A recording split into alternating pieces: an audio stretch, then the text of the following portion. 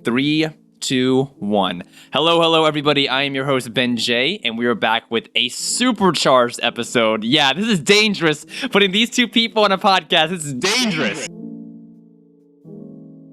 But magic's gonna happen. It's gonna get interesting even before the actual recording started. Me and her are going back on some content, so this is gonna get deep. Okay, Farah, give us the introduction. What is your name? Where are you from? What do you do? Okay, so I am Farah Al-Zajali. I am from Oman originally, but I grew up between the United Arab Emirates and United Kingdom, to be exact, London and Dubai, my home cities. I currently live in England, and I am a vegan lifestyle blogger and vlogger. I create all sorts of things to do with encouraging people and teaching people through food. It's the way to your heart is through your stomach. Love it. I love it. Yeah. Farah is a very accomplished content creator, vlogger, blogger, digital creator. She's done a little bit of everything for a very long time. So I'm honored to have her on the show today. She's got a lot of insight and wisdom for myself. I'm selfish. I'm going to take so much from this. And then also, of course, for the audience watching, you guys are going to get a lot out of this episode. So get strapped in because we're going to get a little bit deep. All right, Farah, I'd like to give people some context for the guests to make sure they can understand where they're coming from. So let's do a big rewind, go back with the origin story. Let's go back to your childhood. What kind of environment did you grow up in? So I grew up, when I was born here in England, and then my parents decided to move over to the Middle East due to work. And so coming from a mixed background, so I'm Omani, but my mom and dad are both very mixed in blood. And so in our house was always very mixed of culture. We have the Omani, we have the Emirati, we have the Zanzibari, we have the Irani, and then my parents love traveling. So it was very multicultural in our house. We had so many like languages and talk about different cultures and traveling. So even when I went to school, it was an international school. It was meeting lots of people. My friends were from every part of this world. So when I go to a place, I don't feel like I'm let's say a severe like tourist or foreigner. I'm more of like, oh, I want to know this and I want to know that because someone told me this and this and this and this. I want to know more, and growing up in that environment really opens your eyes to a lot of things, to accept a lot of people. It was a very, later on in Dubai, it became a very, more rich city itself. And in country-wise, everything was based on everyone saw Mercedes, Ferraris and Lamborghinis and diamonds and all these things. But the real Dubai was not always like that. It was a very beautiful, calm city, a lot of things to do. To be honest, I miss it sometimes. I want to go back. I really do, because to be honest, the food there is great. All I think about is food. It's speaking about Dubai, it is quite interesting to see the cities that have grown so much in recent decades. Because Dubai is a great example, but I'm living in Seoul right now, and even Seoul is a city that's been highly developed over the last 30 years. So if you go back 30 years in Seoul, it's not the same Seoul that exists now. And from the little bit that I do know about Dubai, it's the same situation there. It kind of blew up overnight.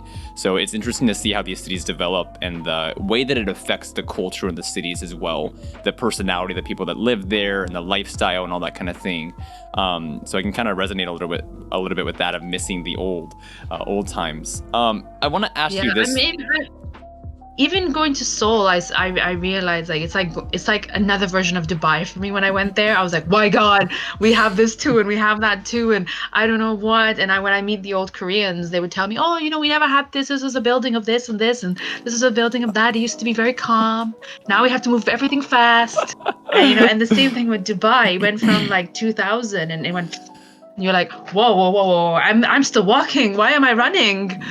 It was such a fast pace of life that when I moved to the UK, it was very weird for me because it felt like I was going back 5 steps rather than going forward 10. Yeah. Because there's a perception that everyone put there that if you go to Britain and you go to England, you're getting higher education, higher everything, top notch, whatever. And I got a reality check that it was the opposite of what I was expecting. It was completely opposite. I had to go back a bit. I didn't stay in a city. I stayed in a small, in Scotland, as they say, a small wee town. And it kind of like brought me back into realization of like there was another side of the world where things are a lot slower, a lot, calmer. and taught me to relax a bit because I was like, let's go. Hustle, Yes, hustle. In yes, Korea, yes. like the Bali culture they talk about, hurry up culture. So it's weird. It's really weird for yeah. I mean, especially like I know that coming from I've lived a long time. I'm not from it, but I lived a long time in the Midwest of the U.S. My parents had a house there for many of years, and so countryside, underdeveloped, very slow pace of life. Coming to Korea, it was insane because of the amount of construction that goes on here. Right. And so like even just in the time I've been living at my apartment specifically, there's been like 3 or 4 new skyscrapers built all around my apartment. I'm just like watching like, wow, wow, popping up here and there overnight.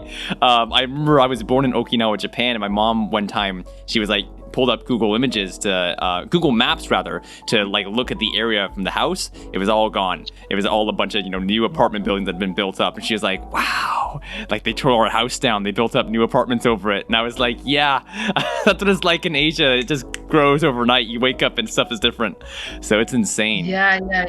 It's a completely different world than when you go over to Europe, where things are a lot slower, and then there's like planning permission of like 50 years before the planning permission happens. So it's like, while in Asia it's like, okay, we want to build a building now. Okay, let's do it. 3 months is done. And you're like, yeah, you're like there, and you're like, oh my god, why is there like 15 buildings around me? Like this is a bit too much. I feel like there was a park here somewhere. I'm sure.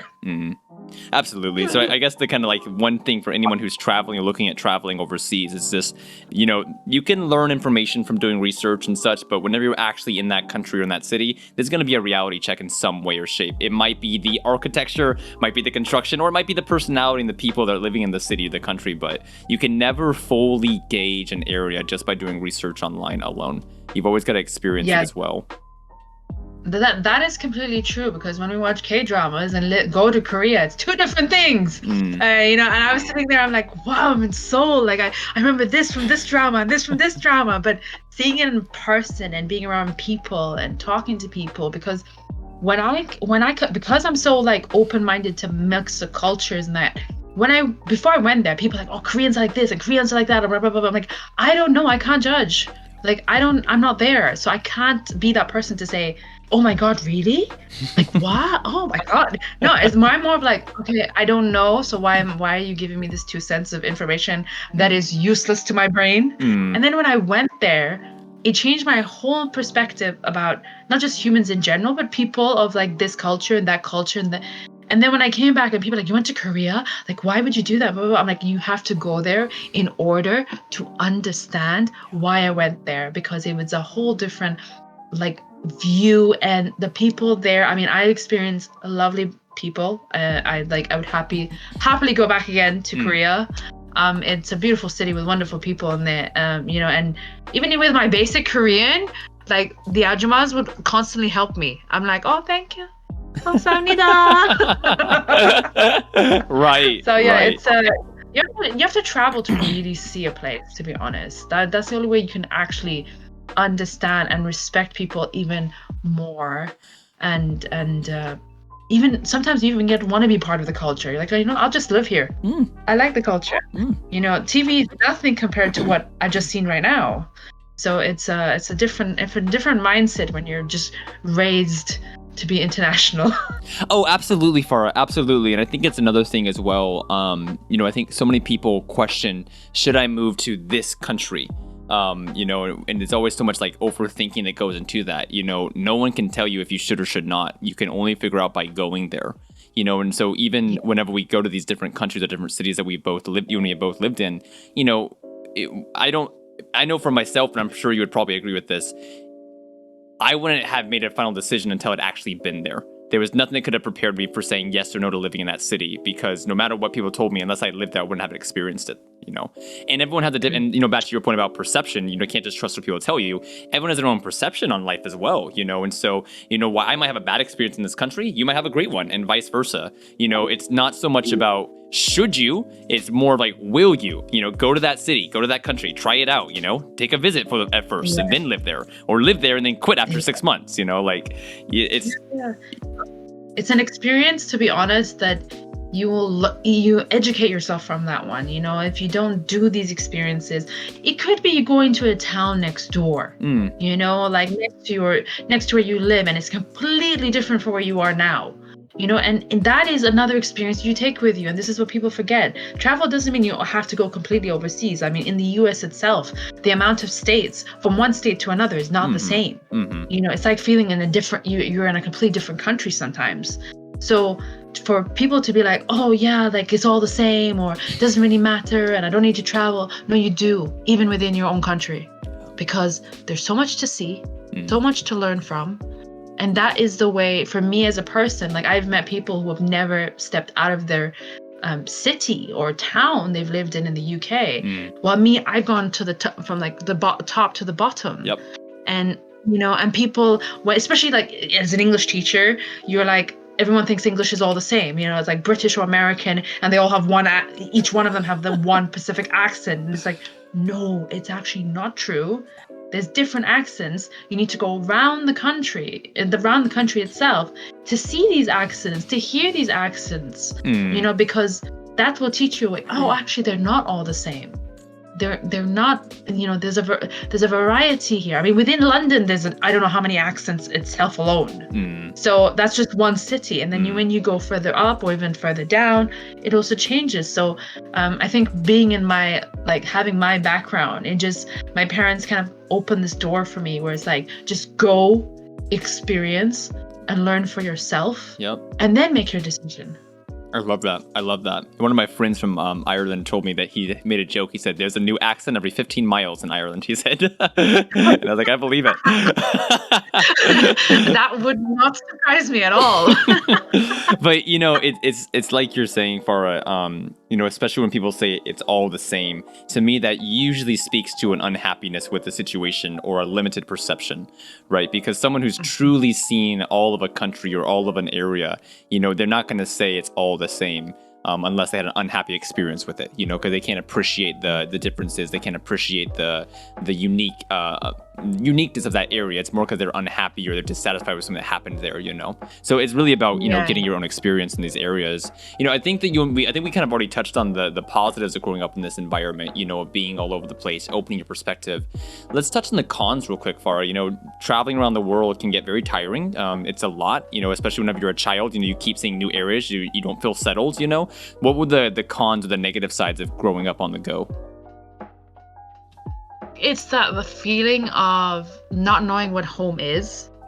Sometimes you do want it. You want to feel like, oh, I can go to my hometown and my parents have always lived there and blah, blah, blah. I can't really say that because my parents have moved around so much, that I've moved around so much, and it's become like in our family trait that it is easy for us to like let go and move on. And we'll keep those friends we made, but it's that the cons is mainly just feeling like home somewhere, to say like, this is where I'm gonna settle. Because in my head, I move around so much. I've been in this town for quite some time compared to what I usually do, because I usually move every 2 years. But I've stayed here quite some time, and I've traveled so much within this time. I barely ever stay here, because I usually I go to Dubai, go home to Dubai, or I'll go somewhere else, or I'll travel to a new city or a new country, whatever. And so I haven't had the time to say, oh, you know what, I could settle here, or I could settle there, or I could settle there, because I'm just moving constantly. I don't know what settle is. In my brain is like, oh wait, this is just getting too much. I need to move on. Like your brain is just like, I need to run, or I need to pack my bags and move, and I'm just gonna sell everything and go. Who gives a damn? So that mindset of not feeling like home is probably the only con, to be honest. Other than that, there's too many positives. I can't even find the con, because the feeling of not feeling like this is home or whatever sometimes wears out after some point. I mean, I'm 33 now. And yeah, sometimes like, oh, I want to feel like something like home, but then I'm like, I actually don't, because I like being the little gypsy. Exactly. I like packing my bags and going to a new country or a new place. And I'm blessed. I have a mom and a dad who are always like, yeah, enjoy yourself. Yeah, we'll come with you. Yeah, it's like that kind of mentality. So it's like, okay, you know what? It's just in the family. It's normal. It doesn't feel like I'm doing something strange or weird or out of place. Oh, precisely, Farah. That's just it. Even the con can be a pro, depending on your mood for the day or the state of the situations that are going down, because you do stay active. You think of like, I'll buy a house here, but will I really live here that long? Will I rent it and just go somewhere else again, and then buy another house there and just rent it and go somewhere else again? I'm just making money as I go along, which is great because I've got to travel more. Yeah. But at the same time, it's like, yeah, that feeling of not feeling like home, but it doesn't actually bother me, to be honest. I'm happy calling myself the little gypsy, like, let's go, what's next? What adventure? And people are like, oh, but like, don't you want to settle down and have babies? I'm like, I have lots of time for that. Who cares? or somebody just wait and see. I'm gonna go adopt when I'm traveling this country. Yeah. Bring on the road. I could find one. Yeah, I'll bring them with me. Exactly. We're gonna go on a van. For like an Angelina Jolie type thing. Yeah. By the way, I would say that anxiety comes in a little bit on this, because I know for myself, realizing that I'm always going to be on the go, I'm always going to be moving, it makes me a little bit hesitant to get settled into like a new house. I'm kind of like, okay, don't buy too many things, don't change too much, because I don't want to have trouble packing it up, So I definitely live a little bit like a minimalist, partially due to anxiety.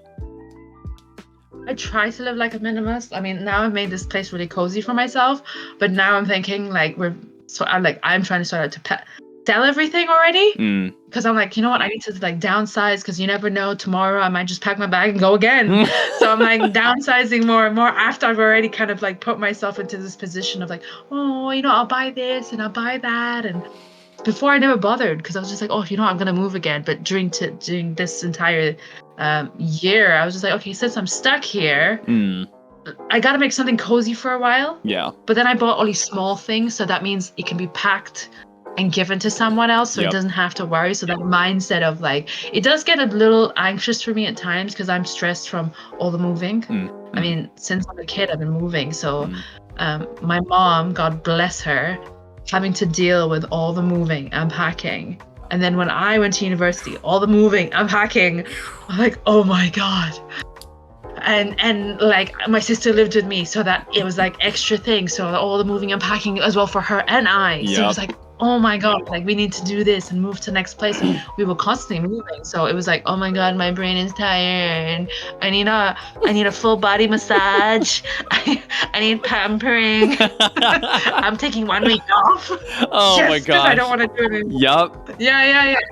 And just it kind of like that kind of thing kind of brings me back to like, okay, now I'm back. You know what, Farah, it's funny because I'm in my situation, what happened was that my dad would get bored and change jobs every 2 to 5 years, up and say, hey, we're moving now. Now, here's the problem. My mom loves stuff. She's a maximalist, I guess you could say. She likes to hold on to stuff for the memory's sake and everything. Here's the catch. Our family has 12 kids, plus mom and dad. 14 people. And my mom's trying to save everything. And so for us kids, we're like, Mom, we don't want this. It's too heavy. We don't want to move it. Like, trash it. And she's like, you might miss it one day. And we're like, we're not gonna miss it. So just throw it away. So yeah, like my mom's like that, and well, not like that, but she has a box for each one of us kids, and there's 3 of us. And so it's like everything we've ever done, which I'm like, I'm really happy. But if I was to have kids, yes, that would be great. They can see what mama's done before. But as I'm not planning to have any, I'm like, what am I saving for? Oh well, I'm gonna give it to my nephew and nieces. They'll know what auntie's done, what troublemaking she's got up to. So even to this day, it breaks my mom's heart. But oftentimes, some of us kids will go into stores and say, "Mom, you kept this? I'm trashing it immediately." And she's like, "Don't let it go." We're like, "We're letting it go." Sorry, Mom. We love you. We just don't love the thing. The memories are more important. Especially with stuff you keep stuff digitally backed up. With photos and stuff on the computer, it's way more compact. Yeah. My dad is a hoarder. Like he likes what if we need it? We don't. I swear we're never gonna use it again. And my mom, God bless her as well, like she's always on top of things, that she's like, you don't need it. We're not buying it. Get over it. And you're like, okay, thank you, Mom. Okay. I was afraid of saying that, but I'm glad you did. Oh, it's awesome. It's amazing. So, Farah, I want to ask you this question as well then, because it sounds like you grew up on the go, but you were always with your mom and dad, and even now still with your parents as well. Talk to me about growing into independence, growing into adulthood, growing into like standing on your own 2 feet. What was that experience like for you, especially being on the go all the time? Well, in our culture, we never leave home, really, to be honest. We never leave home. When I went to university, I already started working. I started my blog out there as well when I was in university. I was in like I think just into my 2 years of university, I already started my website. So I was already on the go of being more independent, more of choosing what I want to do with my life and experimenting with things. My parents are my biggest support. Like sometimes when I first started, they were like, "What are you doing?" I'm like, something. Like I just try. I'm like, okay, fine. You're crazy, but we're fine. You're fine. Let's just do it. And I was always like, I worked for different companies. I did internships everywhere. I just did as much as possible. That even in my master's, I was in charge of like events managing for companies. I was doing all these other things, and it kind of already started out young, and like when I was 18, I already started going to like working in a school, all those kind of things. It's kind of like it was good I started out young, because, well, not young to some, but it was young in our culture, that I started learning of like what I actually want to do through doing these odd jobs, through doing these little things, earning a bit of money on my own, that kind of thing. And then it brought me into fashion, and it taught me like, okay, I can do this and this and this, and started meeting other people through the websites and all this kind of stuff. And so it just expanded as I went along. And then it felt like my adulthood started a bit earlier, but it was also worth it because it just taught me a bit of like responsibility, a bit of like enjoying and learning and experiencing everything, as well as experimenting with everything. Because most of us, I mean, when we come to university or decide to go to college, we actually don't know what we want to do. So when I started my website in the fashion industry, you could not actually talk to anyone who was in the fashion industry on like if they wanted to do makeup artists, or they wanted to be a designer, or they wanted to be a photographer, or no, we couldn't talk to anyone. So I used to do interviews and put on my website in order for those who wanted to go to university, for them to learn off them. So it was kind of teaching people like, I didn't get that benefit, so I'm going to give you it instead. So you get to see interviews, conversations. A lot of people contacted me through that website saying, oh, you know what? This person you interviewed, I'm planning to do this course. I really want to know. Can you give me the details? So I'd ask that person, like someone wants, and that would help other people. And I started making money that way through events, through all these kind of stuff. So it started out young. It's still, to be honest, sometimes I still think I'm a child. It started out young and keeps on going. And people still think when you come to adulthood, like that's it. Like you have to be extremely responsible. You can't have much fun unless you're like, as here in culture is drinking only.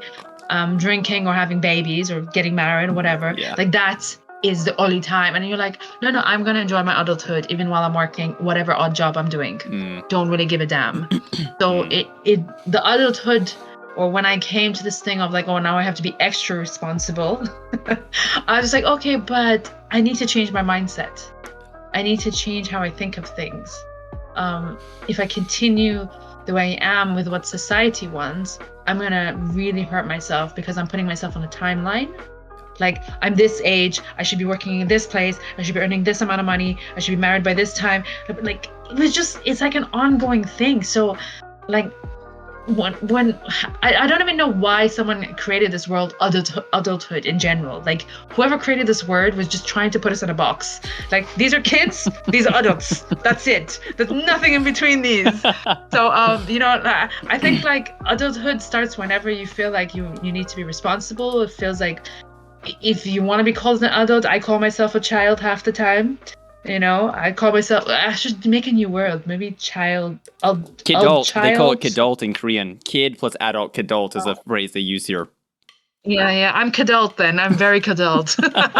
Very proud of it as well. I like being a child. I love that, Farah. I love that so much. No, I mean, and you're completely right. Again, we speak about adulthood. I'm using it more in like legal terms as far as like, like you said, being responsible, being over 18 or 21 years old, whatever it may be. Because look, what we consider, I'll say the word youth, not just child, but like youth. When you think about what we consider youth is about learning, right? You spend a large amount of your youth learning, whether it's just playing outside, fucking exploring and shit, or if it's like at school, and so if that's the two guidelines, that's exactly what you're doing. You're still learning, back to what you said before the recording even started, after university finished, you're not done learning. As long as you're always learning, you're always growing your perspective. And so you're staying young as well, because you're not getting boxed in.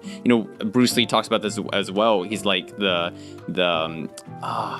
he says like the bamboo that dies is the one that gets stiff and stops being flexible with the wind. It snaps, it dies, and so the same way with real life age, once we stop growing and developing, whether it's our muscles or our abilities or our brain, that's whenever we become, old or end up passing away. But when you're learning, you're growing, you're young. It's very true. I mean, even when some people will say that stupid saying, "Oh, like, oh, I'm too old for that." Like, I'm very blessed Says that I who? have I'm gonna keep saying my mom, because my mom is an inspiration to me. At 57, she went back to college. Wow. And she went and studied IT. She went to study Spanish. She is now finishing her accountancy degree as well. Wow. So there's no such thing, and she's 61 now, and there's no such thing I'm ever too old for anything, or I can't wear that because I'm a mom, or all these other things that like I said, this society book, I call it, where a mom should dress like this, a woman should be like that, a woman should be on her timeline, a man should be like, it's just pathetic. And so I'm very blessed that even my dad is the same thing, where he's like, well, I cannot sit down, Farah. I need to go and do something. So he will get up and he'll walk around and he will like do something in the garden, or he'll go to his farm and do something. He's like, I don't want my brain to shut, because when I shut my brain, that's when I start getting old and I'm going to feel it, and I don't want to feel it. So I'm going to keep on moving, keep on doing. There's no such thing as when I reach 60, I need to be old. It's more like when my dad had this thing, he always makes me laugh when he says it. He's like, I'm not old till I'm dead. I was like, oh, okay. He's like, yeah, when I'm dead, then you're like, okay, that's it. My body's tired. My body's exhausted of all the crap I put it through. Now I can rest it. I can rest now. And it always reminds me of like, keep going until like, your time is up on earth. But there's no such thing as I have to stop doing this because I'm this age, or I have to stop doing that because I'm that age. Like if you like, skating, ice skating at whatever age, keep doing it. If you like going to ballet classes, keep doing it. It doesn't matter what age you are, just do it. You have fun. And I think that's the thing that helps with the mental health part as well. When we stop putting barriers and we lift them up and we're like, we don't care, I'm just gonna do it. Yep. Then your thing of happiness starts coming back to you, instead of thinking, oh, what will people say? Or what will people think of me? Or should I do it? Or like you doubt yourself so much that you've held back already for another 2 to 5 years on something that you could have enjoyed and kept you so happy. Yeah. And I always tell people, and they're like, oh, Farah, when are you gonna become an adult? I am an adult, but just a different version of an adult. Okay, it's my version of what an adult should be. I don't have to be you. I don't have to be him. I don't have to be her. I'm an adult in my own way. And that's how we should always explain it to people, because I always get nagged all the time. Farah, you always wearing yellow. You're always funky. You're always just like this. You're always just like that. Yeah, I'm like, okay, and your problem is like you're like this age and you're from this culture. I'm like, stop giving me society's crap. I don't care. Like the people around me accept me the way I am. And I think the journey to self-love is the biggest journey you need to take in order to be like the way I am today. If I don't do that, I would have been those crazy people who like, oh my God, I can't, like I need to like have everything prim and proper. Do this, my do hair that, done. follow this rule, that rule. Sacrifice happiness. Yeah. Oh my God, I don't do rule books. I read books, but I don't do rule books. I love that, Farah. It's so true. It's so true. I was gonna say one thing real quick. As you were speaking about that age thing, it brought to mind a quote by the fashion designer Karl Lagerfeld, and obviously a man with some controversy. But his quote said, "Why should I stop walking? If I do, I'll die, and it'll all be finished." And so, as far as I know, that his ending days, he was still walking in fashion the entire time he lived. So, it just is. I love that philosophy. It's exactly what you said as well. Why should we quit? What we do is what we love, and when you do what you love, you always have energy. You always have excitement for it. It gives you life. And so much of life, like you're saying, is in order to understand it, we put it into a box so that we can understand it. But the boxed form of life is not real life. It's just a form of life that helps you to understand it. It's not the actual life that's happening, because life is always changing. Life is always being born again. It's always renewed. It's always changing, And so once you put stuff into a box, it becomes a science experiment, not real life. Yeah, and people worry about like, oh, if I do this, I'll fail. So what, you fail? Well, just pick yourself up and go and do the next thing again. Just because you were not good at this one, it shouldn't bring you down. It shouldn't make you unhappy. You should be like, oh, you know what? I've learned this and this and this from this. Okay, you know what? I'm gonna go. I know what I'm good at now. I'm gonna go and do that other thing that I said I was gonna do before. Just pick yourself up and go. And it boggles my mind sometimes when people sit there like, I failed at it, I'm gonna give up, and I'm like, why are you making a TV series out of this? Like, yes, we all fail at something. I have tons of failures I've done, but I still go, you know what? Thank you. I learned what not to do next time. Mm-hmm. I'm gonna move to the next chapter of your life, and I'm sure you've read or come across quotes where it's like they tell you your failures are your biggest success sometimes, because they're the ones that teach you what to do next and what is your best potential out of life. You could be happy just sitting in the park all day and night, and that probably might make you money just by videos you sitting in the park all day and night. You never know. That there are some things where it's unexpectedly your career choice. I studied fashion, and even though I did marketing and fashion, I ended up doing content creation in vegan food. It was like a whole switch into something else, but that taught me each step I took and mistakes I made that I found my potential. I found what I'm good at. I found what makes me the happiest person in this world. Sometimes people always ask me, why are you always happy? I'm like, what's there to be miserable about? Explain. Like, I got a roof over my head. I got food in my belly. I got my job. I got my family. They're all healthy and happy. What more can I ask for? And people have this thing of a big house or a fancy car or jet setting on first class everywhere. If it comes your way, amazing. But if it doesn't, it's not the end of your world. It's not the end of like, you know what? I can't be an adult anymore. What does that mean?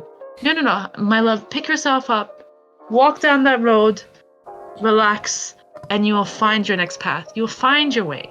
Stop recalculating your past.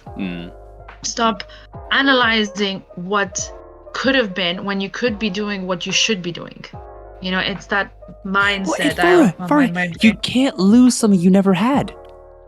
Why are we crying over a boat that we never owned, a car we've never owned? Like, it was never ours in the first place. It's just a mental game. It's a completely mental game of, what expectations you're setting for yourself.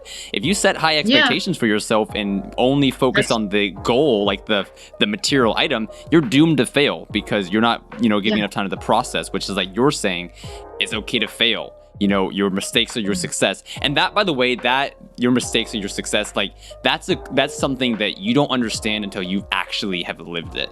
Like, people have told me for years, I've heard it for years, that problems are opportunities, or problems are the best thing that happened to you. But like, you don't understand that until you are able to be in that moment and really flip your perspective on it, because even though those problems and mistakes, they help you figure out quick solutions. Like, why am I making an issue about this? This is making me work my brain, which is something we need to make sure we don't let it sleep. The only time it should be sleeping is when we go to bed, whenever that time is. Okay. But that is the only time it should be sleeping.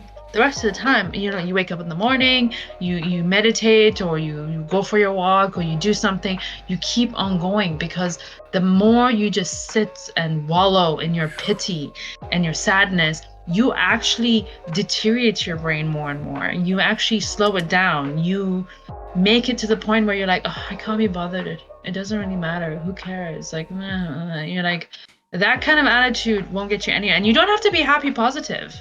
You don't always have to be chirpy like me, but you can have that way. You know what?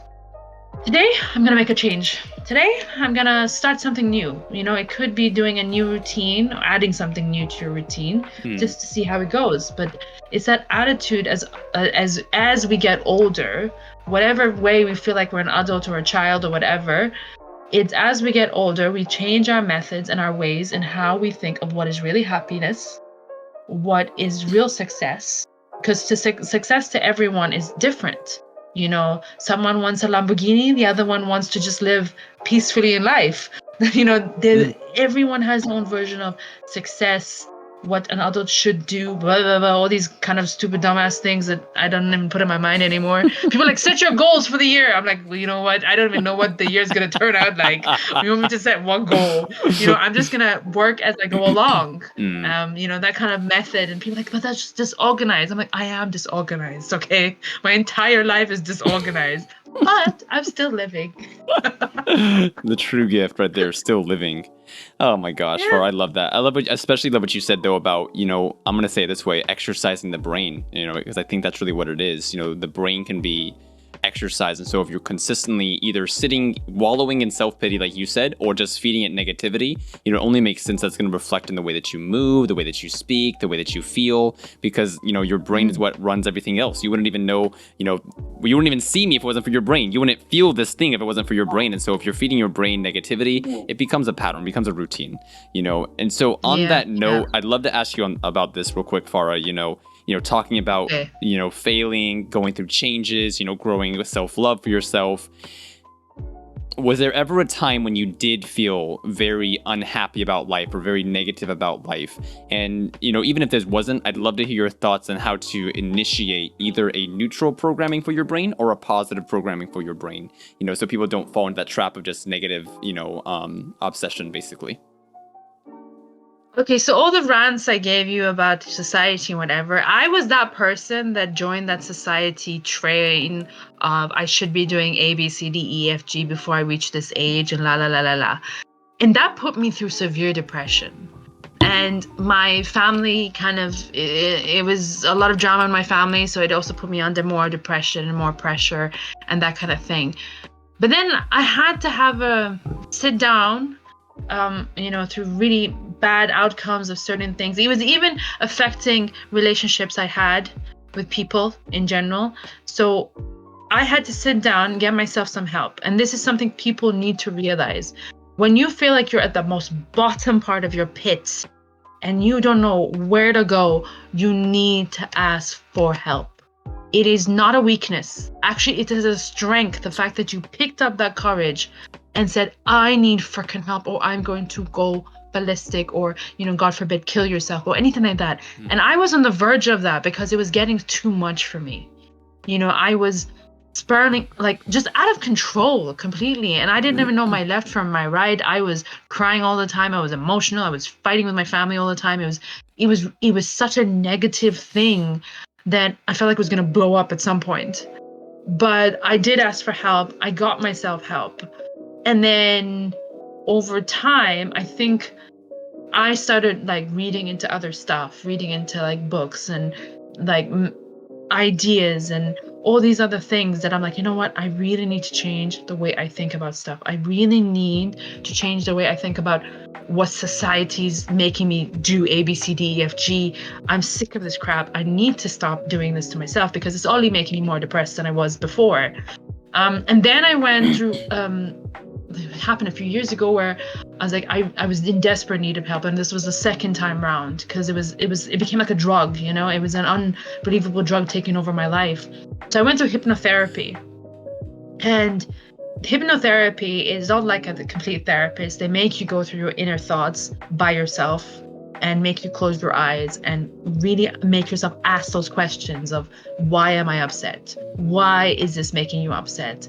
And when I went through that, I think the first few sessions, I was crying so hard, crying like crazy.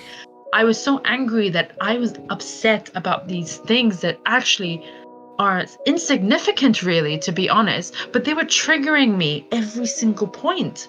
So going through that helped me. And then I was looking into documentaries. So I'm trying to find things about minds and how does it work and how can I go around stuff? How can I change things? Because I already I know I have ADHD, I know I have all these things, but when you go to the doctors, they prescribe you medication. And I was like, I'm the anti-medication as much as possible. And I know if I get certain pains, I know I'll need to take it, but I wanted to try to not depend on anything like that. I want to be able, my mind is strong.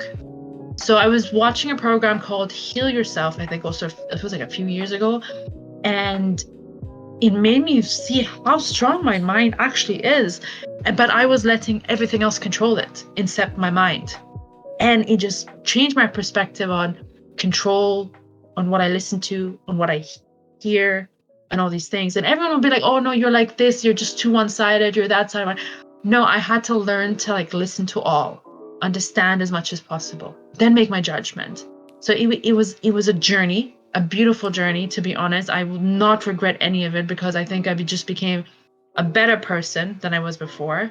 I'm not unhappy. If I have my unhappy moment, it'd be like, I'll take it in for an hour or two or a day. And then tomorrow, we're not letting you take over my life. You're leaving. You're packing your bags and you're going. You Mr. Sadness and unhappy, grateful thing. So it's that thing in mind where you're like, you know what? I need to go through my journey. My self-love journey was the best journey I took for myself because I don't give a crap what anyone thinks about how I look, how I do things, anything. People were like, oh my God, you're ugly. I'm like, look at yourself first. And I'll just give that attitude. And they're like, whoa. I was like, well, I'm the only person that calls someone ugly is someone who's already ugly. So I always used to just give it to them because they're putting their insecurities on me. And it felt it every single time. And it was uncomfortable because I wouldn't say I was that person who told a girls that you're ugly, whatever. I don't think I could say that to someone, but I was that girl comparing myself to other girls. Like, oh, she's much more prettier. Oh, she has a better body than me. Oh, she has better hair and blah, blah, blah. So I was hiding myself or hiding inside of me, like who I really am and what I really want to do and how I really want to be. So that self-love journey brought me into this position where I'm like, you don't like what I wear? Then don't look. I'm not changing, and it's like, or we don't like the way you behave in this way. You don't like it? Never said I was your friend, so get lost. So it's having that attitude like, oh, you'll make less friends. I'm like, no, I'll actually make friends that give a damn about me. That's what I want. I want friends that actually stand beside me with my laughter, or laugh at me and I laugh at them too. That's how it is. But I'm not going to tolerate someone who sits there and judges me for being me. And I cannot sit and judge someone else for being themselves. Like, I always hear people when I'm walking, oh, look what she's wearing. I'm like, what's wrong with what she's wearing? Oh, like, look at her body, or look at his body. I'm like, that's their body. They can choose whatever. They can go dress in like a bikini for all I give a damn. And I'm not going to judge them because that's their choice. They're very confident about their body. Who cares? Or the woman's like this or the man's like that. It's like both sides gets judged a lot. I mean, I've seen guys in the gym where I hear guys talk and I'm like, oh my God, I wish I had more earwax in my ear. Because it was just like horrible. The way we literally sit there and like punch each other, individual to individual. Like, she's hot, he's not, blah, blah, blah, blah, blah. Who cares? No one gives a damn. We're in the gym either to look good or to get healthy or something else. We're not there to sit there like, oh, I banged her and I'll bang him and no, calm yourself down, people. But it's that thing of it's too much. Like, I swear to this book of I was reading too much on society things. It affected my brain so much because it was just like so many rules that were made up on how a woman and man should look like, behave, and la la la. That's what made me find my self-love, because after I was like, you know what, I cannot handle this. Society is full of crap. society just drives me crazy. And once you remove that and drop it into the bin and let it burn, and then you find what really makes you happy, how you can overcome things. Because overcoming stuff like depression, sadness, or any sort of thing, it's hard. It's not easy because we've been programmed to train ourselves to be we can depend on others, not depend on ourselves. And when I started depending on myself, I realized, damn, girl, this whole time you had this power. Where have you been? What have you been doing with it? Like, why? Are you sleeping on it? Stop sleeping. Wake up. Yeah, it's a beautiful power to take control of yourself. And it just like you feel like, you know what? I can be Superwoman and no one can do anything about it. And I love the feeling. Oh, it's a beautiful feeling. Oh my gosh, Farah! Wow, I'm so like getting the chills, like literally, like that's so beautiful. There's so much in there that I would love to comment on, but I just like thank you for sharing all of that, right? For a few reasons. I think one of the first things is that one of my issues with like the self-help and self-development community is that we always see the end product. We see the people that are living the happy lives, the energetic lives, the joyful lives, and so many people that are struggling don't realize that that person also struggled to get there. They see the prize, they don't see the fucking journey. And that's going back to what we said before about problems being the biggest success. Our problems are the opportunities for growth. We wouldn't have love for other people if we didn't know what it was like to hate ourselves. We wouldn't have compassion for someone else if we didn't know what it was to despise who we were as a person. We wouldn't appreciate other people's looks if we didn't know how to feel like we're the fucking ugliest person in the whole fucking world. And being at that very low state and then growing from it enables us to be more appreciative of other people, less judgmental of other people, more accepting of other people, and even down to like you said, about comparing people. I think that so many things when it comes to mental development and just general life development is that a lot of these issues we struggle with are just natural human, experiences. Like humans judge people because that's how we come to understand, right? On a very basic level of like, this is good, this is bad because I'm comparing it to this. This is bad because I'm comparing it to this. And so I have an understanding. The issue comes in, like you said, when it becomes destructive. I'm judging you because I want to be better than you. I want to make you less than me, or I'm judging you because I feel insecure. So it's really whenever those humanistic traits of comparison to get understanding or sadness because a bad thing happened get out of control. Now I'm not sad because a bad thing happened. I'm chronically sad because I've practiced it so much. Now I'm not just judging you to understand you. I'm judging you because now I'm competing with you to win you, to destroy you, in some sense. And so getting those things under control is, you can't judge yourself for experiencing that. It's human nature.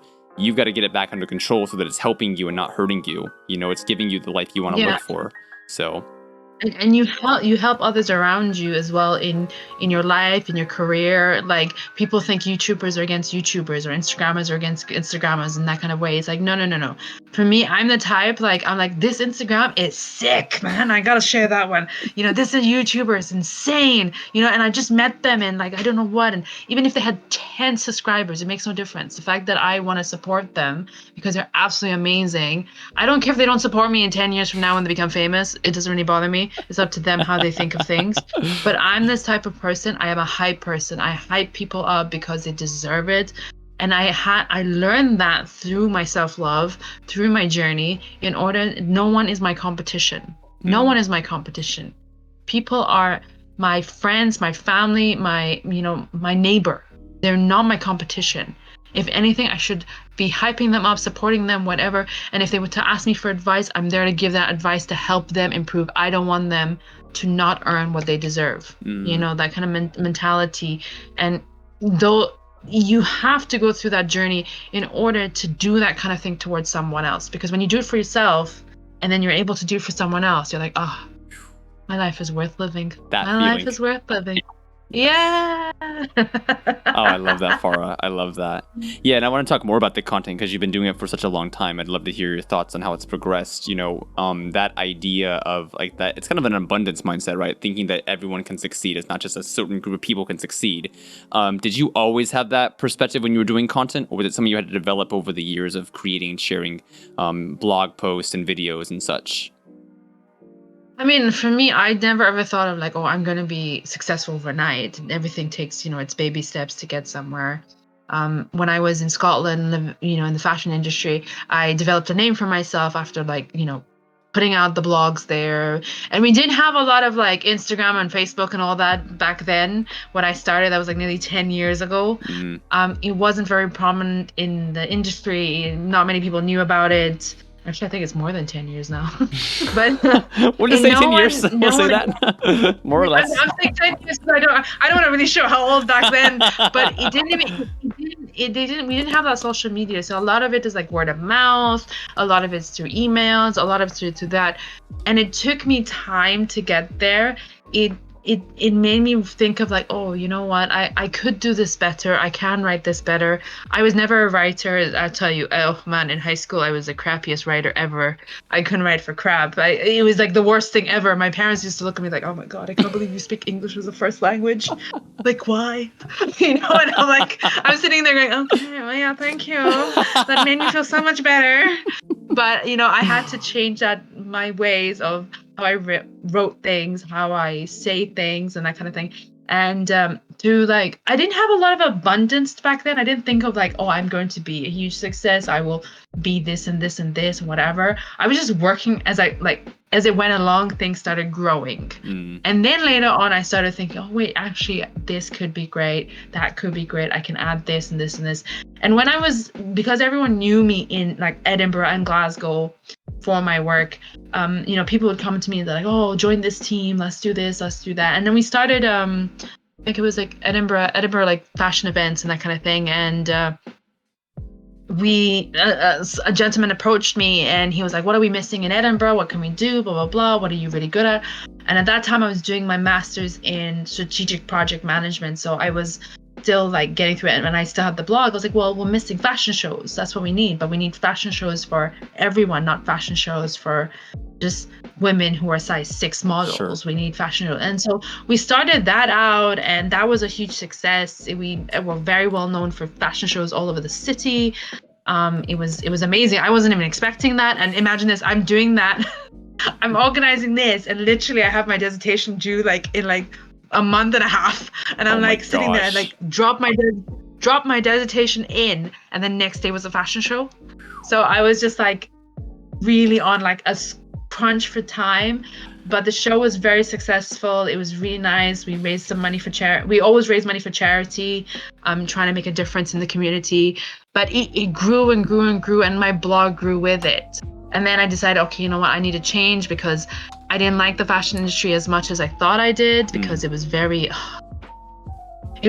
catty. It was very envious. It was very bitchy. And I was like, I'm not that kind of person. I just cannot be. And I had to be a certain size to fit into things. And I stopped that and started making it a lifestyle blog. And then it started changing after that. And that's how I ended up with my current blog, which changed actually during lockdown. And it's been amazing as well. But every single change I've made from when I started my blog and now, I've experienced so many amazing things and opened my mind to possibilities that I never thought were possible.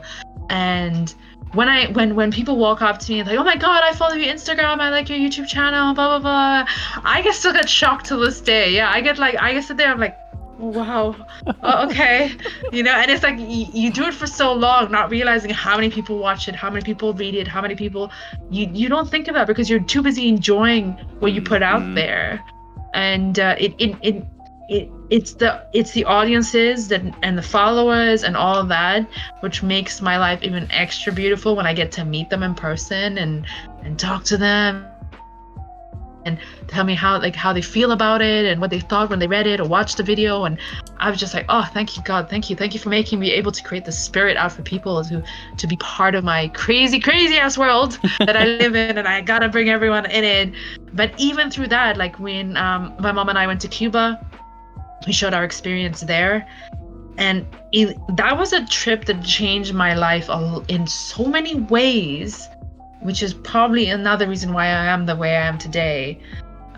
When you go from having everything to go to a place that has nothing, and they're humbled and they're kind and they're just giving, and it's just, you sit there, and I actually cried one point I cried so hard. My mom just looked at me and she cried too. It was just an incident that happened in Cuba where we were walking and we saw this old lady, and she was like walking really her back was hurting. And my mom, and they told us, like, the people told us, like, you can't talk to Cubans, blah blah blah. We were like, oh, okay. So we try to, like, forget about it, and then we walked back another direction and we saw her again, and I was like, Mom, it's a sign, we need to approach her, we need to talk to her, whatever language we can communicate in, English, half Spanish, I don't care what it is. And then we gave her money, and she kept saying, like, I can finally eat, in Spanish. And I just broke down. And she was, like, probably same age as my grandmother. She was blind. She didn't know where she was going. And I just sat there and I was like, I have so much, and this woman is just struggling to get $1 to go get food. And what am I complaining about? Why am I, like, that experience even changed the way I do videos, changed the way I see people, changed the way, it was just an experience that, to be honest, like, it sometimes still gets me emotional to this day. But it's these kind of things, it just opens your eyes to what actually matters. So, like, when me and you met through Clubhouse, and your energy and the way you talk and the way you try to describe things and explain things to people, I was like, I love this energy. Like, this energy needs to be in my life because it's similar to my energy, but we learn off each other. You know, we learn from each other, we grow as friends.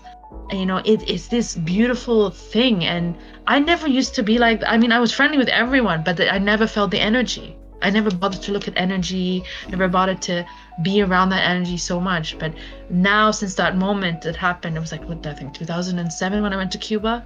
And actually, I went to Cuba to go dance Cuban salsa. And I ended up experiencing more than just Cuban salsa. So it was eye-opening. It was Truly the a best life-changing experience. event. Yeah. Yeah, a real life-changing event. I mean, I've had lots of life-changing events in my life. Like, one of them from self-love was shaving my head bald. Yes. In 2016. It was very, very, very interesting. I should never do that in winter. I remind myself again if I ever plan to. Now I understand why men's like, they feel everything. So I was just like, but, you know, doing that also helped me because I stopped comparing myself to other people. As a blogger, especially when you're in the public eye and everyone's eyes are on you, you know. And I've had comments given to me since I ever had Instagram as well, even before that, where you're an ugly bitch, you're this, you're that, I don't know what, look at your nose, you should go get surgery, your dark skin, blah, blah, blah. Like, I had everything. Yeah. And my family actually used to get so angry, and I would cry because I was losing my self-confidence that way. But then I shaved my head, and oh my God. And people are like, why are you crying? I'm like, I'm crying because I finally found me. I finally found that deep inner Farah. And so when I do my blog post, or I do my Instagram, or I do anything, it's me you see. The me you see in that photo and the me you see in that video is the me you see me in real life. There's no, like, other person. There's no other thing like that. I am this chirpy, crazy person. My name Farah in general in Arabic means joyful. So I'm very blessed. My mom and my dad gave me such a name that it comes into my life, portrays in my life. But I had to find the journey through life, through my blog, through everything. Even through my blog, I don't know if I still have them, but on my blog it showed, like, my sort of journey of finding self-love and all these things which I kept so close inside. And as a blogger and a YouTuber and that kind of thing, you do have to mention this to people. You do have to, because that's where you grow as a person with yourself and with the audience. Because I get people coming to me going, your videos really touched me. Your blog really got to me. I really liked it, and I felt everything of it. And so hearing that makes everything I write and everything I do worth it, rather than it's such a growing thing. It's a beautiful thing when you love growing, actually. Yeah. It's not you have to grow, it's that you want to grow, you learn to grow, and you're happy to grow. Yeah. My gosh, Farah, that's a lot. It's really powerful. You know, as you're telling this story, I definitely started tearing up as well.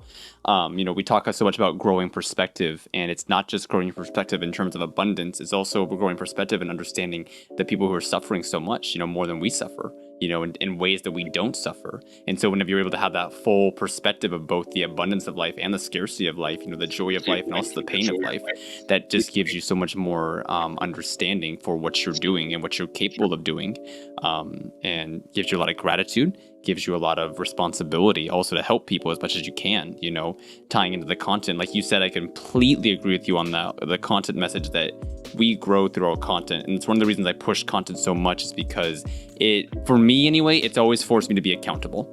You know, I can't lie to people. So if I make a video and put something out and it's phony, like I'm like, no, I can't post this. You know, it's just not real, you know. And also in terms of emotions as well, you know, challenging myself to make sure that I'm consistently showing up. I'm consistently being online. I'm not letting my depression get the best of me, or my, you know, anxieties get the best of me. I've got to be there. I've got to show up. You know, I've got to be, you know, growing. And so, you know, that's also why I tell so many people to do content, whether it's for a business or a personal brand or just for fun, is that it keeps you accountable. It reminds you of how much you've grown. You know, it inspires you to grow. It helps other people, you know, especially the helping other people aspect, like you said, is not so much about the metrics and numbers. Those stuff can be important in terms of, you know, seeing growth and growing the impact, but it's more so about how are you actually touching someone's life? How are you inspiring people? You know, how are you paying back all the love and help that you've received over the years? And content is one way to do that, you know. One thing for you, Yeah, no, I mean, go ahead. your videos, I've watched most of your videos, and I listen to your podcast. Like, I'm a follower on your Spotify. Yeah, a big fan of your Spotify, because I love the people you bring on board. I love the people you interact with, because a lot of us can relate in actually in a large percentage of ways, if we actually sit and listen to each other. And you know, and in content creating, like, if you're going through that depression, okay, take those 2-3 days off, and then come and explain to people what you went through, because 100% majority of us have gone through it, and we'll be there holding your hand, or we'll be there giving you advice, or we'll be there encouraging you to get up and get stronger and that kind of thing. So never be afraid to admit, yeah, I'm going through a bad day, I'm going through a bad week, or something like that, but I'm not letting it take over me. I'm coming back. Just give me some time, and then I'll be there for you. You know, and it's when you're a content creator and you let the people know, it really brings them in. And it's not about followers, and it's not about any of that thing. It's letting people understand that you're also human. You know, we create this creative world we have, but we're also human. We have those, like, I right now I have like the biggest writer's block of my life, to be honest. I'm sitting here, like, I was sitting there a few hours before this thing, and I was like, oh my, wait, I need to finish this and this and this, so how do I start it? My mom's looking at me, she's like, what are you talking about? I'm like, I have to finish all this, but nothing is going in. Nothing is going in, you know. And I need to take the time out. I need to be like, okay, take a time out, I will get back to it, and I will write a lot better. But I need to get me intact in order to write that big creative, enjoy it and that kind of thing. Because the worst thing is to create content, you hate every bit of it, you don't want it out, but you need to release it. You're like, oh, I don't even want to promote it. Like, why?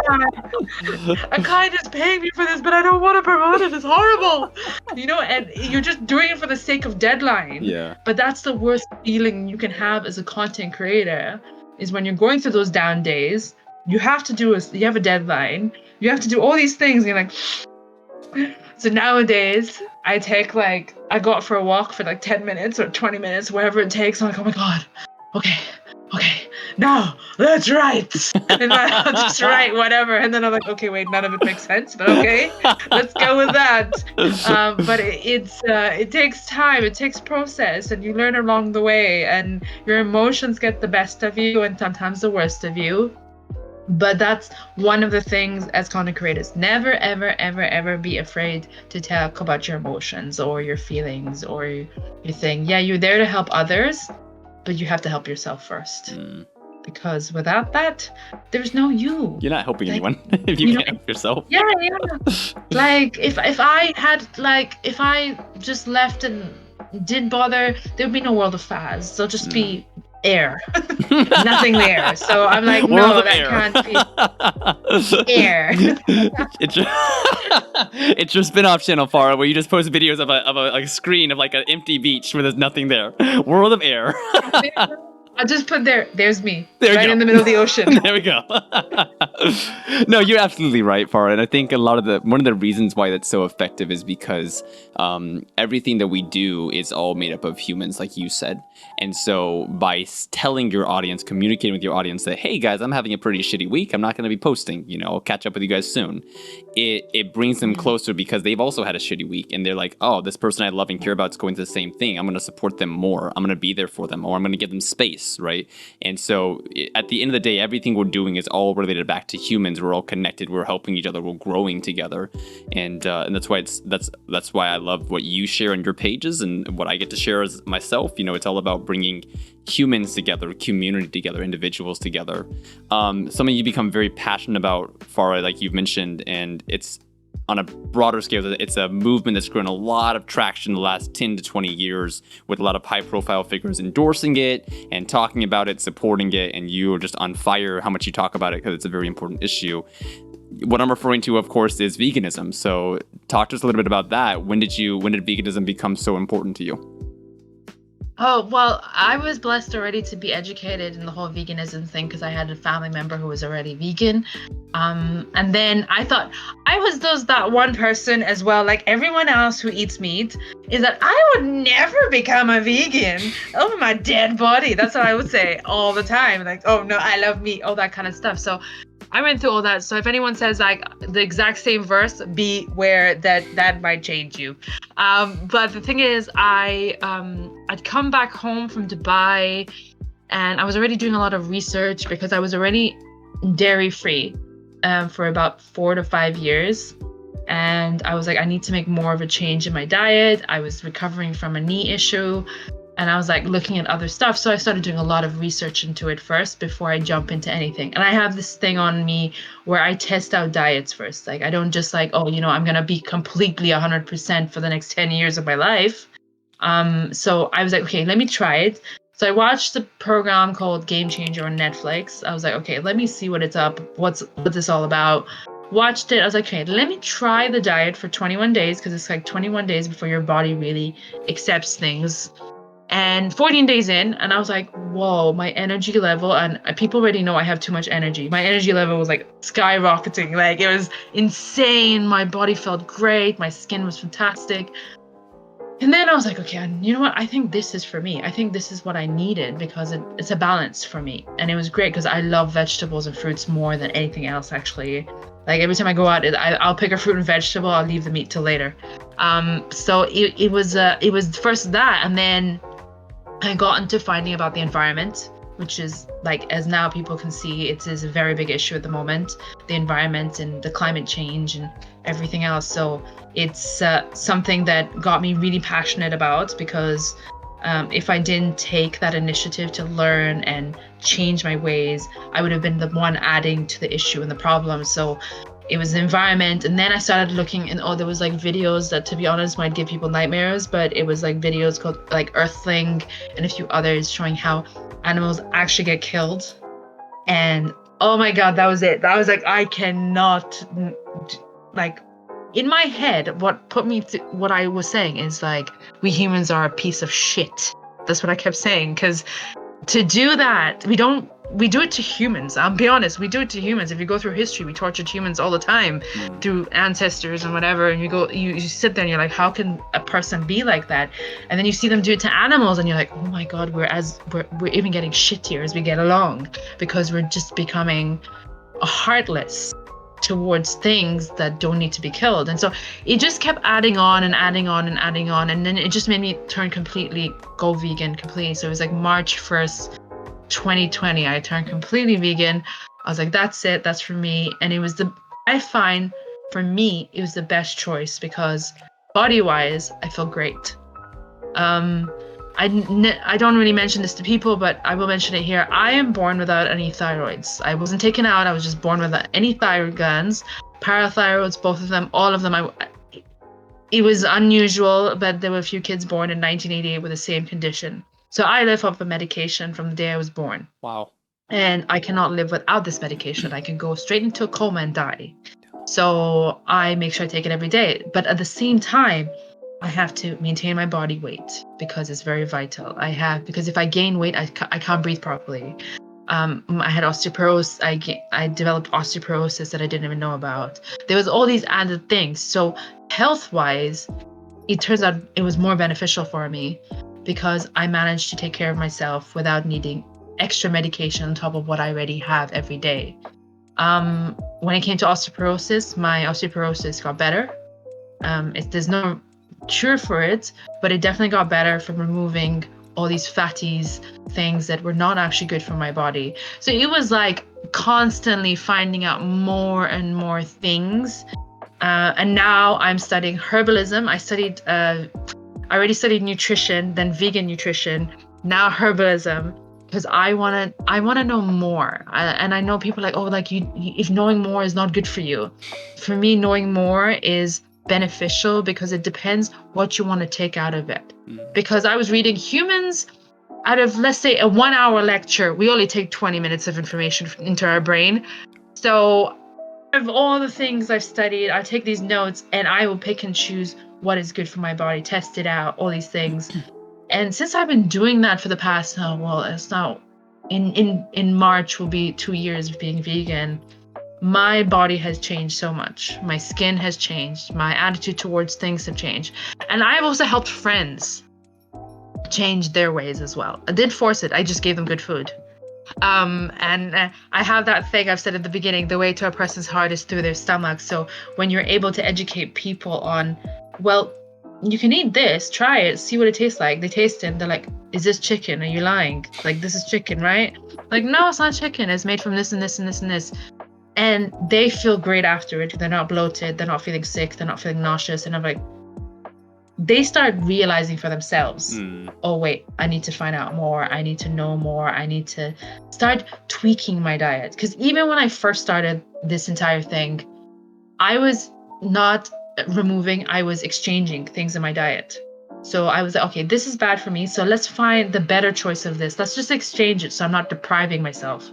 So it was all an educational process. And even with like the people around me, I was watching about and reading about, it kind of made me realize, like, you know what, I need to pick a different path for my way. And so when I was having my blog, I started deleting all the stuff I wrote about meat and all those kind of things. And I'm so sorry for all the companies that sponsored me, but sorry, I got to change my ways. And then I just started writing into like options and things that people could do. I didn't put anything of like people say vegans are aggressive. I didn't want them to portray that on my website. So I try to show like the benefits of eating this and the benefits of eating that, and some places where you can eat at as well. So vegans and non-vegans can eat there. So veganism has grown. I mean, the pandemic has made it grow even like extra. Because, you know, people start realizing what's better for their health, which I'm so grateful for education, some people. Thank you for reading between the lines. But it's growing and growing and growing. And my website is growing all the time. Like, I feel like without my website, I wouldn't have taken the initiative to learn more, because for me to write, I need to research. Because I have to give the facts. I have to give all the information that I have grabbed and learned from, let's say, ingredients or something like that. So without that blog, I wouldn't have actually taken the initiative to study more, to learn more, to help others on their journey. So it's been very, very, very good journey, to be honest. I love this. Wow.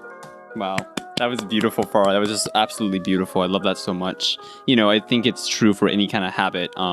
Once you can actually see the tangible benefits of it, it's so much more easy to convince yourself to go all in.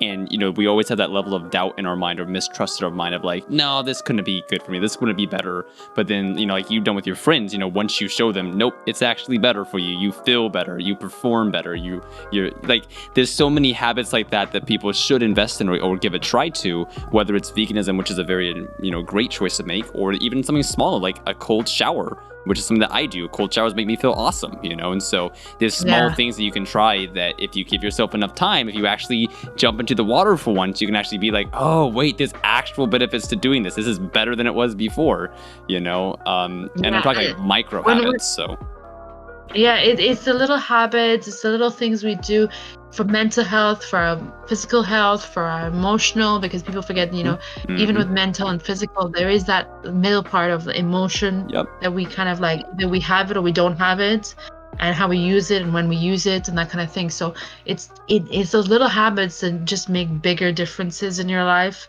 And usually people ask me about my goal is being happy. I don't need a big house. I don't need none of those things. It's being happy. So through my blog, through my mental health, through my physical health, through all these things, the aim is I'm happy at the end of it. It's not because of buying a Ferrari, which, to be honest, I keep dreaming about, but it's only in the dreams. So eventually, but it's not the mission.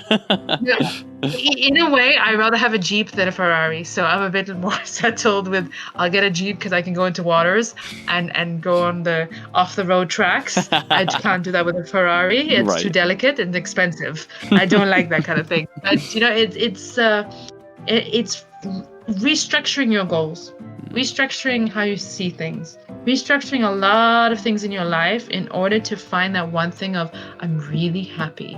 I'm really happy now. I'm really happy where I am in my life right now.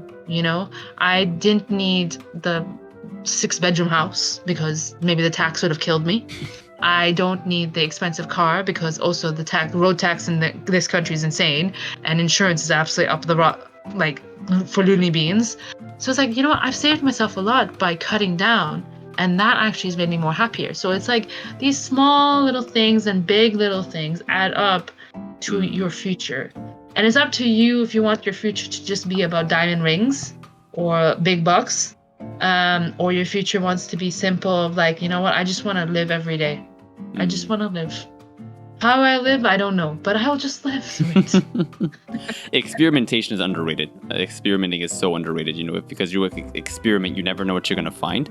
And it could even set off the domino effect of once you do this one thing and it sets off all the other changes as well in your life to lead to more happiness and more fulfillment. So, going on that same vein though of, trying new things and making changes, I'm really curious, Farah, is there anything that you've been struggling with recently or problems you've been working on developing in your life? With ADHD, I am so out of focus sometimes that I'm like, oh my God, I can't finish all the projects.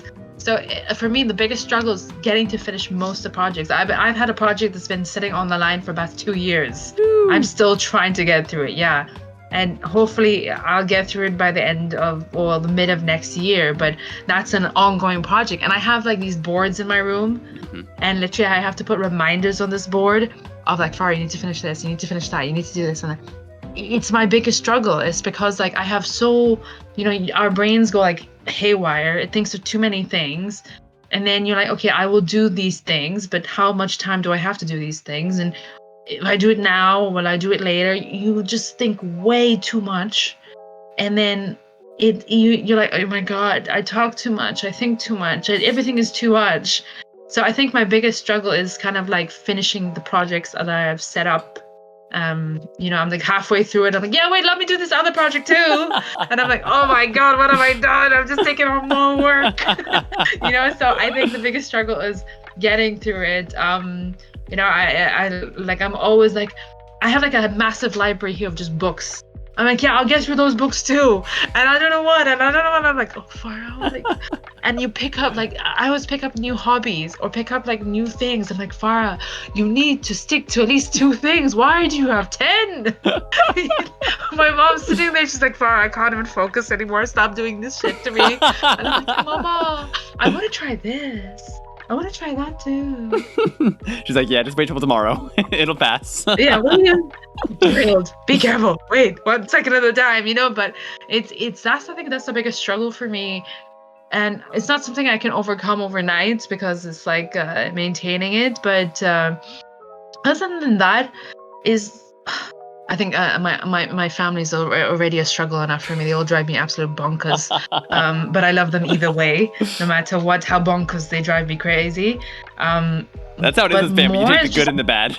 You take the good and the bad. Yeah, good and the bad. I mean, nowadays I think maybe I struggle keeping friends more often or hanging out with them just because sometimes, especially during this entire 1.5 years, like before I used to be out all the time. I used to do so much stuff. I'm always around friends. I go to London, I'll go to Portugal, I'll go here, I'll go there. And now when you sit back and you have to sit there in your own mind, in your own like in your room or your living room or whatever, and you're like sitting there, and then you reach a point like I don't actually want to be around people that much right now. Like I just want to sit there in my corner and leave me the hell alone. So like my friends will call me like, Farah, let's go do something. I'm like, oh, what excuse can I give them? Like, you know, my mom's like, you're complaining you don't go out. I'm like, I know, but I just don't want to go. Don't want to. I'm tired. You know, and it's that thing of I struggle with, like, I need to make more effort into like going out, meeting new people, doing new things, that kind of stuff. But it's just, wait, I need to stop thinking like I need to be by myself. There are days, like especially the weekend. Oh my God, this weekend, I was so tired by like, and I started working out even more. And by 9 o'clock, I was already in bed. I was like, I can't do this anymore. I cannot do that. My mom was like, what are you doing? I'm like, I'm not going to go to sleep. She's like, if you go to sleep now, you're going to wake up at 5 a.m. I was like, so what? Who cares? I just cannot keep my eyeballs open. And I was suggesting to put matchsticks here just to keep it open. Like, keep it open Just till laying there 10 in o'clock. bed. I'm awake. But it was such a struggle. And my friend's like, let's go out, let's do this, let's that. No. I don't want to do nothing. I just want to be cozy in my pajamas and watch a documentary. Or like I'll sit with my mom. We did it like a few weeks ago. We just sat and watched documentaries after work all the way through. Woo. And then through the weekend. And then the weekday came and like after work again, let's watch another documentary. And I was so happy just doing that with my mom. Yeah. That I didn't even think of like going out or going out drinking or doing this or whatever. I was like, oh, you know, I enjoy doing this, and we just munch on foods and don't really care and I don't know what. And I think that gives me a real big joy of just spending time with my mom more than anyone else, to be honest, because she's my best friend. Yeah. And like everyone sees us together. Like if they see me, they see my mom. If they see my mom, they see me. So it's like we go together in one. We're born the same day on top of that, so that also helps. Oh my gosh. Yeah. She calls me the Grinch that stole her birthday. I call her. I call me her birthday present, so it makes some difference. Oh, that's magnificent. But yeah, it's been a blessing living with her because she's also gone through her self-love journey and her journey of her own, and it's been amazing being able to do that with her as well. So she's a very strong woman inside there, so it kind of comes onto me as well, and I feel it, and it feels great that I have that example as a strong woman to be able to fight through things and go through traumas and all that kind of thing. And it's a blessing. People are like, oh, you live with your mom? I'm like, why wouldn't I live with her? Like if you meet her, you'll understand why I live with her. She's the best. Yeah. Because she encourages me, you know. She doesn't say, oh, you can't do it. She's like, what are you thinking of doing first? I'm like, this and this and this and this. That. Okay, that's cool. Go do it. I was like, okay, fine. That's great. Not that I needed your approval, but it's nice to know that I have a cheerleader here, you know. She's like, I, especially in my culture, it's like my age right now is married. Like I'm on the shelf right now. Okay, so it's not even marriage age. It's on the shelf. But my parents are not like that, thankfully. But in our society, it's like, you know, my mom's like, you choose what you want to do, how you want to do it, whatever you want to do. At the end of the day, if you want to get married, you're the one that's going to have to live with that person, not me. You are the one that's going to have to live with that person and deal with everything and go through all those things. So you choose. You know, and my dad says the exact same thing. So I don't feel that peer pressure of like, I'm 33 and I should be A, B, C, D, E, F, G. So it's a bit more relaxing for me. Amazing. I'm very blessed. Farah, I love that. I love that so much. One final question in closing. You did kind of mention about, some projects you had on hold, some stuff you're thinking about. I'm not sure if you can say it. It might still be under wraps. So if it's under wraps, that's totally fine. Is there anything specific that we can kind of look forward to coming from you? Any new content coming out or projects? There will be a lot more videos on YouTube coming up because right now it looks like it's on a standstill. It's just I'm editing through them. So there'll be more videos coming up of life in the UK, what's happening over here. Not politically, because I really don't care a shit about politics. Just what's happening in my area, different parts of England in general, because everyone thinks England is just London. Now I gotta change their mind about that. More of those stuff, more things on my blog coming up, different projects with different companies. But yeah, lots more from both ends. More of my sarcasm, of course, on my Instagram because that's the way I flow. Oh yeah. Farah not sarcastic is just a very boring human being. So it's a mixture of projects all on there's a huge one coming up, but it's not coming up right now. It's coming up next year. I of course can't mention it until it actually freaking finishes. Please God, let me finish this damn project. And I have a few friends working with me on this project as well, so that's why it's taking a little bit longer. Actually, it's taking longer because of me, not because of them, because they're ready. Yeah, I'm gonna blame my friends. Okay, no, I gotta be honest. I'm the one that's taking too long because most of half the project's already done. It's the rest of the others that I have to do, and I'm like, tomorrow, and it's just going on and on. But yeah, no, hopefully by the mid next year, hopefully this project will be out for everyone. They can see it. It's kind of something I don't usually do. But because it was highly requested by a lot of people since I turned vegan, so I was like, okay, you know what, fine. It's not focused on how to become a vegan or anything like that. It's focused on other things. So I'm hoping once I'm done, I'm gonna drag my mom onto the project. I'm trying to. I'm like, Mama, come help, please. And other people will be dragged into the project because I have this thing of it's not about me. It's about everyone else. And World of Faz, which I was so blessed. Faz stands for my initials, Farah Jaye. But then when I went to Portugal, I found out it means to do. So it's like the world of doing. Oh. So I always try, if you see on my Instagram, I work with one guy who's a photographer. He's one of my best friends. And, I always support him and promote him and everything. Anyone I work with, I tag the crap out of them. I make sure people know who they are, no matter what. Yep. Even if this person has become 50,000 followers more than me and they forgot about me, I don't care. I don't give a damn. The fact that when it was with me, I promoted them, I pushed them or whatever. I did my part as a friend, as the person, as someone who loves their work, and that's why I work with them. So for me, it's working together, working on big projects with people. I enjoy that more than anything else, because it's that energy, you're doing this project and you're everyone's just pumped about it. And you're like, yeah, this is good. I'm gonna suck it all in, and then everyone just looks at you like, are you crazy or something? I was like, yeah, that's why you work with me. Just a little bit. Yeah, and then it just grows and grows, and they start developing, and I start growing as well, and it's a beautiful kind of like tree that's hopefully gonna be there for hundreds of years of everyone attaching their own little thing. People forget sometimes if you see a lot of really good YouTubers, they love working with other people because they also know the importance of together and the importance of working as a team and working with others. When you become too selfish in a creative world, you're all alone and your mind is all alone. It's a very scary thing there. But when you let's say I have a project and I'm asking your opinion or whatever, you put your 2 cents in for me and I'm like, oh, I never thought of it that way. Okay, that's good.